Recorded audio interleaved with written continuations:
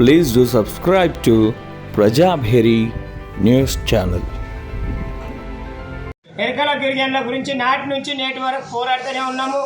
వారి సమస్యల గురించి పట్టించుకున్న ప్రభుత్వాలు గతంలో లేవు. మొన్న బీఆర్ఎస్ ప్రభుత్వం సొసైటీలు ఏర్పాటు జీవో ఇచ్చింది. సొసైటీలు 2017లో ఏర్పాటు చేయమని జీవో ఇచ్చింది. ఇంతవరకు సొసైటీలలో తెలంగాణ వ్యాప్తంగా 140 సొసైటీలు ఏర్పాటైన ఒక్క సొసైటీలో కూడా ఒక బుడ్డ పైసా ఖాతాలో వేసింది లేదు, ఆ సొసైటీకి జమ చేసింది లేదు. ఎన్నికల ముందు, మొన్న అసెంబ్లీ ఎన్నికలకు ముందు జరిగిన తెలంగాణ రాష్ట్ర ఉత్సవాల్లో భాగంగా రవీంద్ర భారతిలో గిరిజన శాఖ మంత్రి సత్యవతి రాథోడ్ గారు సమావేశం ఏర్పాటు చేసి ఎరకల గిరిజనులతో మీ ఎరకల గిరిజనులను బాగు చేయడానికి ప్రభుత్వం కంకణం కట్టుకున్నదని 60 కోట్లు ఎరకల ఎంపవర్మెంట్ స్కీమ్ అంటే ఎరకల సాధికారత పథకం కింద 60 కోట్లు మంజూరు చేశారు. ఇప్పటికైనా బాగుపడుతుందేమో ఆశించాం. ఆ 60 కోట్లను ఇంకా నిధులు ఎరకల గిరిజనులకు అందేటట్లు మరి ప్రణాళిక రచిస్తున్నామన్నారు. ఆలోచించి ఎన్నికల నోటిఫికేషన్, అసెంబ్లీ ఎన్నికల నోటిఫికేషన్ వచ్చే వారం రోజుల ముందు మెదక్ జిల్లా కలెక్టరేట్లో మీటింగ్ పెట్టారు. ఆ మీటింగ్కు అప్పటి మంత్రి హరీష్ రావు గారు, మంత్రి సత్యవతి రాథోడ్ గారు, అక్కడి స్థానిక ఎమ్మెల్యే పద్మదేవేందర్ రావు గారు తెలంగాణలో ఉన్న ఎరకల గిరిజనులను పిలిచి 60 కోట్ల ఎంపవర్మెంట్ స్కీమ్ నుంచి ఒక్కొక్క సొసైటీకి 30 లక్షలు కేటాయిస్తున్నాము. అదేవిధంగా పిగ్ బ్రీడర్ సొసైటీలకు ఈ పిగ్స్ పెంచడానికి ప్రతి మండలానికి 2 ఎకరాలు ప్రభుత్వ స్థలాన్ని ఇస్తున్నామని చెప్పి తెల్లారితే మీరు వెళ్ళి కలెక్టర్లకు మెమోరాండాలు ఇవ్వండి, ఆయనతో మీకు 2 ఎకరాలు మంజూరు చేస్తారు, మీ సొసైటీలో డబ్బులు పడతాయంటే ఆగమేఘాల మీద కలెక్టరేట్లకు వెళ్ళి కామారెడ్డి కానీ, నిజామాబాద్ కానీ తదితర జిల్లాలలో కలెక్టర్లను కలిసి మెమోరాండాలు ఇచ్చి సార్ ఇట్లా ప్రభుత్వం చెప్పింది నిన్న, మరి మాకు మండలానికి 2 ఎకరాలు మా వృత్తికి ఇస్తామని అన్నారు, మీరు అలాట్మెంట్ చేయండి అంటే అప్పటికప్పుడు కలెక్టర్లు జీవోని తెప్పించుకొని చూస్తే దాంట్లో ఏముంది అంటే ప్రభుత్వం 2 ఎకరాలు ఇవ్వడం కాదు, మీ దగ్గర 2 ఎకరాల భూమి ఉంటే ప్రభుత్వానికి లీజ్ ఇస్తే అభివృద్ధి చేస్తామనేది ఉంది. కలెక్టర్లు సంబంధిత DTWలకు చెప్పిన తర్వాత వారు చెప్పిన జీవోని మాకు కాపీ ఇచ్చిన తర్వాత మేము అన్నాం, మాకు ఉండడానికే స్థలాలు లేవు, ఈ 2 ఎకరాలు ఎక్కడి నుంచి తీసుకురావాలి సార్, ఇది తప్పుడు జీవో, ఇది సాధ్యమయ్యేది కాదు, ఇది కల్లబొల్లి జీవో అని మళ్ళీ వెళ్ళి మంత్రుల్ని కలిసాం. అది అనుకోకుండా జరిగింది. ఈ ఎన్నికల్లో మీరు ఓట్లేయండి, ఎలక్షన్ నోటిఫికేషన్ వచ్చింది అని చెప్తే ఎన్నికల్లో గెలిచిన తర్వాత చేద్దామన్నారు. సార్ ఇప్పటికే అట్లా మీరు చెప్పబట్టి 7-8 ఏళ్ళు అవుతుంది, ఇప్పుడు ఇది అయ్యేది కాదు పోయేది కాదని ఈ పార్టీ ఇట్లనే ప్రజల్ని మోసం చేస్తున్నది. కాబట్టి గొర్రె కాపర్లకు కూడా 2వ ఇన్స్టాల్మెంట్ అని వాళ్ళని కూడా ఇట్లా తిప్పలు పెడుతున్నదని అప్పుడు ఈ ప్రభుత్వం కళ్ళబొల్లి మాటలు, నయా మాటలు, వంచిత మాటలు చెప్తూ ఉంటుంది. ఇది సాధ్యమయ్యేది కాదు. అనవసరంగా మనం వీళ్ళ మీద నమ్ముకుంటే మనము మన సామాజిక వర్గం ముందుకు పోదు అని చెప్పేసి అప్పుడు కాంగ్రెస్ పార్టీకి మద్దతు ఇవ్వడం జరిగింది. అదే సమయంలో కాంగ్రెస్ పార్టీ ఎన్నికలకు ముందు రంగారెడ్డి జిల్లా చేవేళ్ల లోపల SC/ST డిక్లరేషన్ ఒకటి సభ ఏర్పాటు చేసింది. దానికి మల్లికార్జున ఖర్గే గారు ముఖ్య అతిథిగా విచ్చేశారు. ST డిక్లరేషన్లో ఉన్నటువంటి ఎరకల గిరిజనులు చాలా అన్యాయానికి గురవుతూ ఉన్నారు. తరతరాలుగా STలో ఉన్న పేరుకు వారికి అభివృద్ధి ఫలాలు అందడం లేదు. కాబట్టి మేము అధికారంలోకి వస్తే ఎరకల గిరిజనుల కోసం ప్రత్యేక కార్పొరేషన్ ఏర్పాటు చేస్తామని చెప్పారు.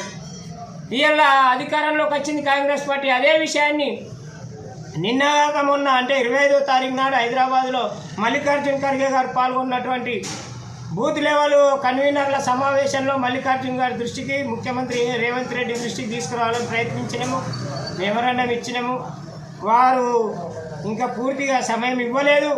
కానీ అక్కడ పత్రికా సోదరులతో మాట్లాడుతూ ఎరకల డెవలప్మెంట్ కార్పొరేషన్ ఏర్పాటు చేయాలని కోరుతూ మేము ప్రెస్ మీట్ పత్రికా ముఖంగా తెలియజేయడం జరిగింది. కాబట్టి త్వరలోనే ఈ ఎరకల డెవలప్మెంట్ కార్పొరేషన్ అనేది ఏర్పాటు చేసి, ఎందుకంటే ఎరకల వాళ్ళని మేము ప్రత్యేకంగా ఎందుకు కోరుతున్నామంటే మాది అదే సామాజిక వర్గం. మరి సామాజిక వర్గంలో నేను కూడా ఒక BA LLB పూర్తి చేసి మాజీ 10 సంవత్సరాలు కార్పొరేటర్గా ఇలా ఎరకల సామాజిక వర్గం నుంచి సేవ చేస్తున్నాం, రాజకీయాల్లో ఉంటున్నాం. కాబట్టి నా సామాజిక వర్గం బాగుపడాలి, పైకి రావాలనే ఆలోచన ఎవరికైనా ఉంటుంది. కాబట్టి మా సామాజిక వర్గం కూడా ఇయ్యళ్ళని కూడా తట్టలు గుట్టలు అల్లుకుంటూ ఇయ్యళ్ళ కూడా జీవనం కొనసాగిస్తున్నారు గ్రామాలలో. అవే పందుల పెంపకాన్ని వృత్తిగా చేసుకొని బతుకుతూ ఉన్నారు. మరి అదే చదువుకు దూరంగా తర్వాత ఆర్థికంగా ఇవాళ చితికిపోయి చిన్నభిన్నమై కుటుంబాలు ఇవాళ చాలా ఘోరమైన పరిస్థితులు ఉన్నాయి. ముఖ్యంగా మన కామారెడ్డి జిల్లాకు తీసుకుంటే మాచారెడ్డి మండలంలో రెడ్డిపేట గ్రామంలో గతంలో రెడ్డిపేట గ్రామంలో మా ఎరకల గిరిజన ఉంటే 5 ఎకరాల భూమి ఉంటే ఆ ఊరు వాళ్ళందరూ కూడా ఈ 5 ఎకరాల భూమి నీకు ఎందుకు, ఎందుకంటే అప్పటికి ఊరు చివరి మొదట ఊరు పెరిగిన తర్వాత అది ఊరు మధ్యలో అయిపోయింది, 5 ఎకరాల స్థలం నీకు ఎందుకు అంటే ఇంటి మీద దాడి చేసి వాళ్ళని మీద చిత్రహింసల పాలు చేయాలని చూస్తే దాన్ని ఎదుర్కొన్నాం. ఎస్సీ ఎస్టీ కమిషన్ ఆశ్రయించినాం, వారి మీద కేసులు పెట్టినాం. ఈయనడికి అది కోర్టుల చుట్టూ తిరుగుతూనే ఉన్నాం. ఆ విధంగా దాడులు జరుగుతూ ఉన్నాయి, భూమి లాక్కుంటూ ఉన్నారు, తర్వాత మమ్మల్ని వివక్షతకు గురి చేస్తూ ఉన్నారు.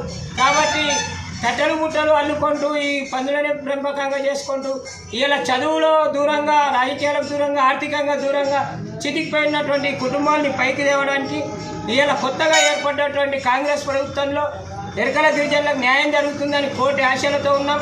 తప్పకుండా వారు న్యాయం చేస్తారని ఆశిస్తున్నాం. కాబట్టి అదే క్రమంలో గతంలో కూడా కొంత మోసం చేశారు బీఆర్ఎస్ ప్రభుత్వం.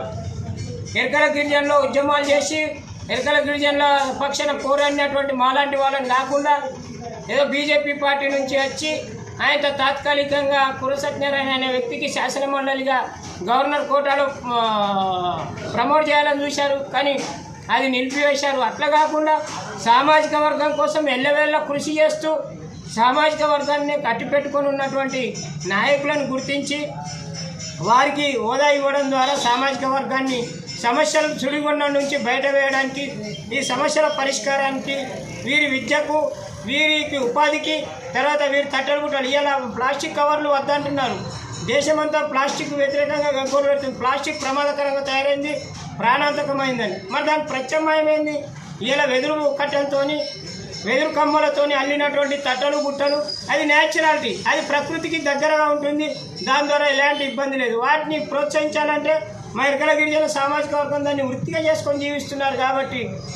కాబట్టి న్యాచురాలిటీని ప్రోత్సహించండి, ప్రకృతిని ప్రేమించండి. అలాంటి స్కీమ్లను పైకి తేవడానికి ఆర్థికంగా ప్రభుత్వము కొన్ని కొత్తగా పథకాలు పెట్టి సబ్సిడీని 90% సబ్సిడీ, 99% సబ్సిడీ ఇచ్చి ప్రోత్సహించాల్సిందిగా ఈ సందర్భంగా కోరుతూ, త్వరలోనే ఎరకల గిరిజన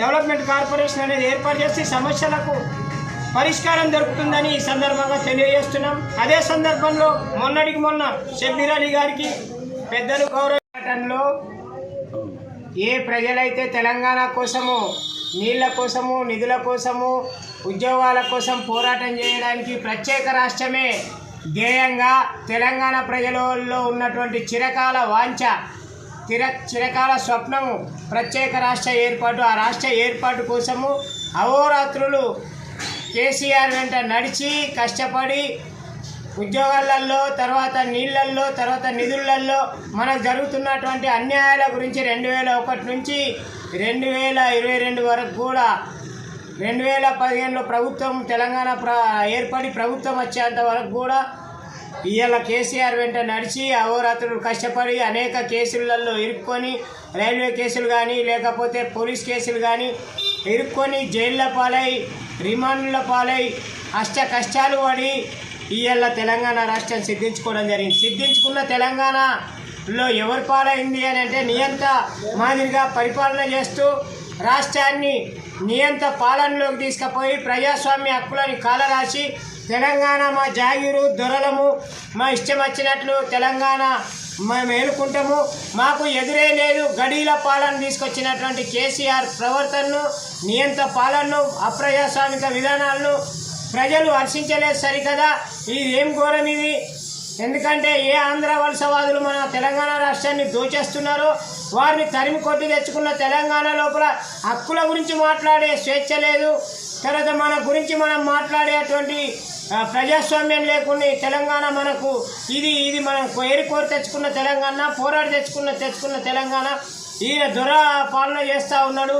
ఇది పద్ధతి కాదని ఎన్నోసార్లు తెలంగాణ రాష్ట్ర సమితిలో చర్చకు పెట్టి ఎమ్మెల్యేలు సంపాదనే ధ్యేయంగా ముందుకెళ్తా ఉన్నారు. ప్రజల బాగోగులు పక్కన పెట్టారు. ముఖ్యమంత్రి గారి అడ్డం పెట్టుకొని, ఆయన అధికారాన్ని అడ్డం పెట్టుకొని, పోలీసులను అడ్డం పెట్టుకొని తెలంగాణని నానా విధాలుగా వాళ్ళు ఉపయోగించుకుంటున్నారు. ఇది పద్ధతి కాదు. ఎందుకంటే విద్యార్థుల హక్కులు దీంట్లో నెరవేరలేదు. నిరుద్యోగుల హక్కులు దీంట్లో నెరవేరలేదు. తర్వాత రైతుల యొక్క ఆకాంక్షలు దీంట్లో నెరవేర్తలేవు. అదేవిధంగా వివిధ కార్మికులు, కర్షకులు అందరూ కూడా ఈ యొక్క తెలంగాణ పాలన లోపల తెచ్చుకున్న తెలంగాణ లోపల కష్టాలు పడుతూ ఉన్నారు, నష్టాలు ఎదుర్కొంటూ ఉన్నారు. కాబట్టి దీనికి పరిష్కారం ఏమిటి, ఈ నియంత్రణకు వ్యతిరేకంగా పోరాడాల్సినటువంటి అవసరం ఉంది అనేది గుర్తించి ఈ యొక్క తెలంగాణ రాష్ట్ర సమితిని ఇంటికి సాగనంపి దొరల పాలనని దించి ఇతర పార్టీని అధికారంలోకి తేవడమే ఒక మార్గమని ఎంచి ఏరి కోరి ఈయల్ల తెచ్చుకున్న తెలంగాణని ఈ దొరల నుంచి కబందాస్తాల నుంచి కాపాడడానికే మొన్నటి ఎన్నికల్లో కాంగ్రెస్ పార్టీకి మద్దతు ఇవ్వాలని నిర్ణయించడం జరిగింది.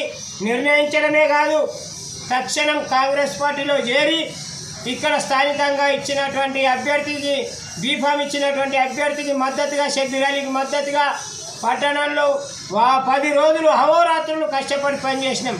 కానీ ఆయన గెలవలేదు, అది వేరే విషయం. కానీ అసలు ఈ స్థానికుడు కాదు. అదేవిధంగా అంతకుముందు క్యాండిడేట్గా కూడా పరిచయం ఇక్కడ లేడు. ఆయన రెండో స్థానంలో ఇంకో కొద్దిగా కష్టపడితే విజయం దక్కేది. కొన్ని కారణాల వల్ల విజయం దక్కలేదు.